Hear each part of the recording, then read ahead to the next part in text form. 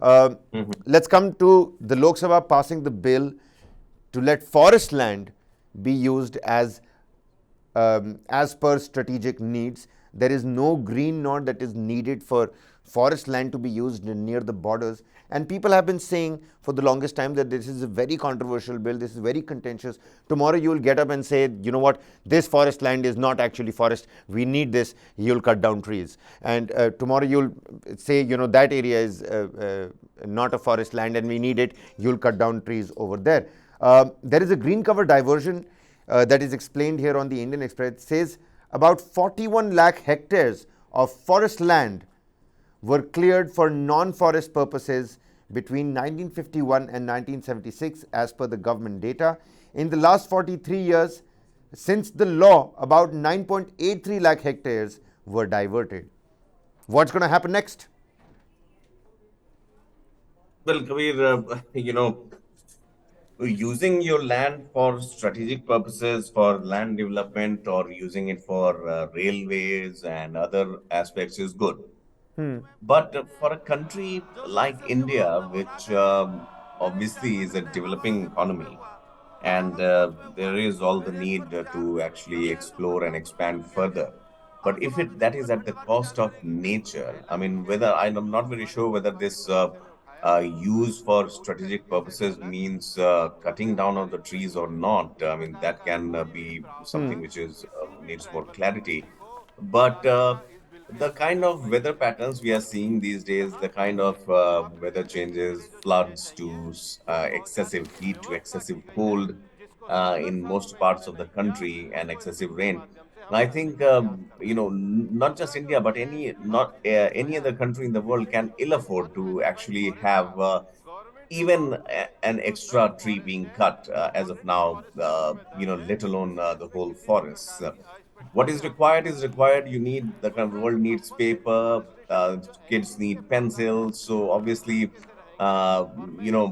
people need to make their houses. So the trees would be definitely cut. The forest would be cut. But that is done in a very planned manner also. At times, these trees are planted only in order only to be cut to be used as furniture and other purposes. But as far Right. as this particular bill is concerned, this empowers the center to ensure that the forest land diverted for non-forestry purposes is duly compensated, and it extends its remit to land to even beyond what is officially classified as forest in state and central government records. These are the details. The amendments made by the bill now passed by the Lok Sabha include clauses that specify the types of land where the original act is inapplicable.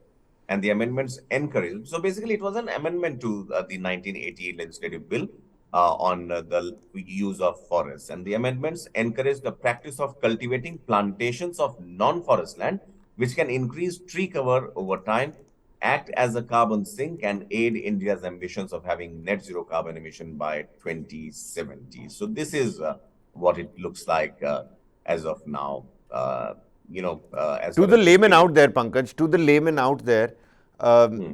is this a good thing or a bad thing? Well, it's a mixed bag, Kabir, Because because we've just it's showcased visuals that, you know, our parliamentarians have, you know, raised their hands in unison saying that yes, this must happen, let's do this. Is it a good thing or is it a bad thing? well, as I said, it's a mixed bag. Why I'm taking this, a medium line, because it talks about two things. It talks about those forests which are cultivable. They can be made. Cultivable plantations can be made. They will also be considered. Now, this might be a look at. Or this might aid the plantation process, the agricultural, but then it would be, food grain that would be produced there, obviously. They also seek to remove restrictions imposed by the Act in creating infrastructure that would aid national security and create livelihood opportunities for those residents on the periphery of the forest. So, Kabir, basically the thing is, they are as of now redeveloping the forest. By cutting some trees, they would be planting more there, and that particular plantation or cultivation would be in a way aiding the national security aspect also. Which aspect would be that? I mean, I don't have knowledge about that, but also create livelihood opportunities for those residents living on the periphery of the forest. So it's basically it's making use of the land which falls in a forest category, but doesn't uh, cater to the immediate needs, and hence the land would be used for plantation purposes. All right. Good thing, bad thing. People can get down in the comment sections. Let us know. We will talk about it during the day as well. It seems right to be talking about the forest bill as well. You know, a proper balanced debate on the forest bill. What do you think, Pankaj? Can we, approach something like that today in the day? Well, see, I mean, here the issue of the use I of mean, 41 the lakh forest hectares for. of forest land were cleared for non-forest purposes till about 1976. And after that, I mean, that number has gone down, but still you've got lakhs and lakhs of hectares of forest that have been cleared and will continue to be cleared for non-forest purposes. And I know development is also needed, but sustainable growth in the face of capitalist reflex, I think it warrants a debate.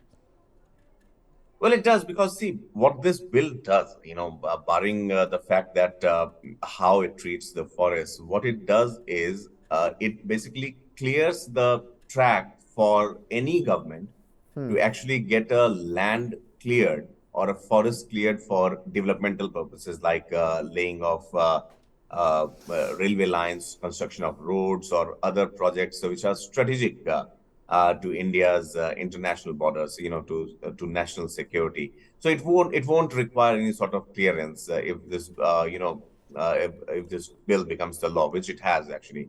And basically, it's an amendment to the Forest Conservation Act of 1980, as I mentioned earlier, and the infrastructure development on these forest areas would be done. Now it won't. The governments won't require any clearance from the parliament.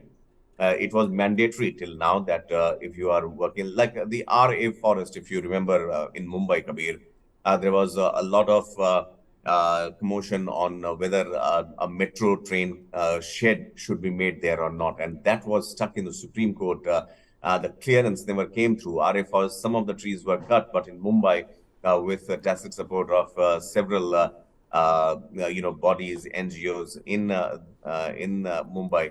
I mean, it still hasn't reached any conclusion. So this is the kind of, basically the government is removing that red tapeism from there. And if the government feels that yes, we have to make a road from here to here, we have to make some bridges, then the clearance of that forest won't need any clearance from the parliament. That's the bottom line here. Clearance will not need any clearance. Clearance, yes. Clear है?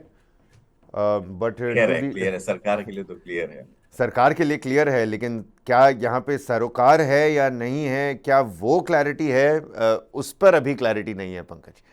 And that's going to be a little problematic because you see the Lok Sabha unanimously passing a bill. The people should know and understand what this bill is about. People who are living in cities and metropolitans don't know what a forest cover is, don't know the benefits or the advantages, the consequences, implications of living near a forest cover. Sometimes you'll chance upon the wildebeest. Sometimes you'll take berries back home. But the thing is that we need our forest cover. We've got some reaction also. Let's quickly play out that reaction and we'll move on, Pankaj. पहला विषय जो हमारे बसपा के सदस्य ने उठाया है वो पूरी तरीके से गलत और तथ्यों पे आधारित नहीं है.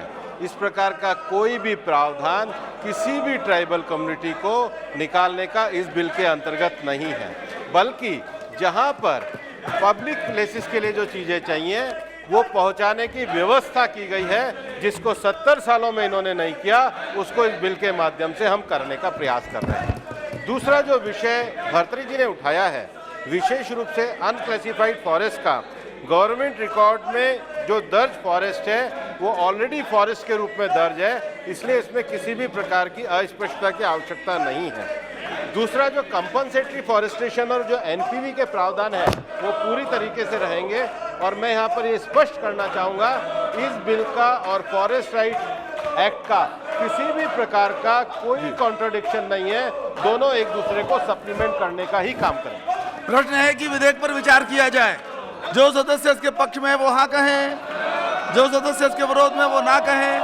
मेरे विचार में निर्णय हाँ वालों के पक्ष में हुआ, हाँ वालों के पक्ष में हुआ। विधेयक पर विचार करने हेतु प्रस्ताव को स्वीकृत किया गया।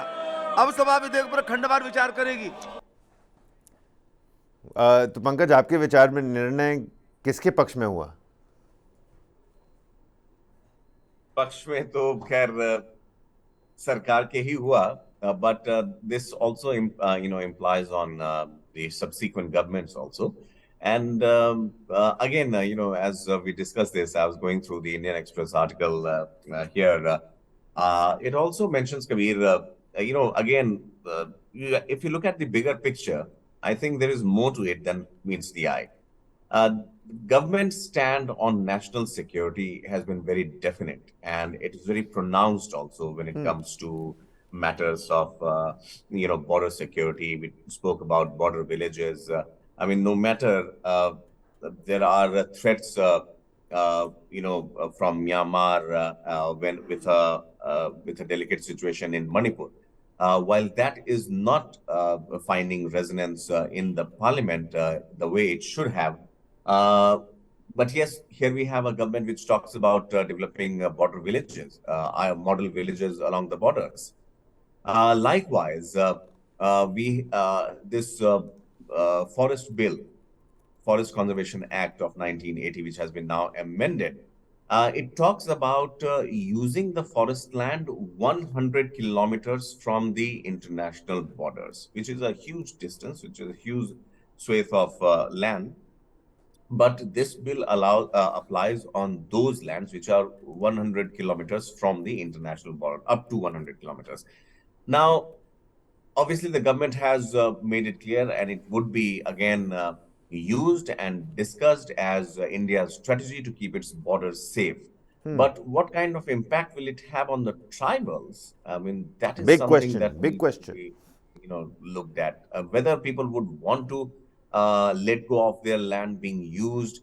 I mean, we have issues of Naxals, not very prominent now, but if you take a look at central India, be it Jharkhand, Chhattisgarh, Maharashtra, Andhra Pradesh, Odisha, all of them have a very dense population living and dependent on these forests. So how would it work, needs to be seen. And if the government doesn't need any sort of discussion or clearance, then I think this, in a way, takes away the rights from those native residents of that particular forest or that particular forest area on how that land is used where they have been living for ages now. Right. Absolutely. Pertinent points that you've raised there, Pankaj.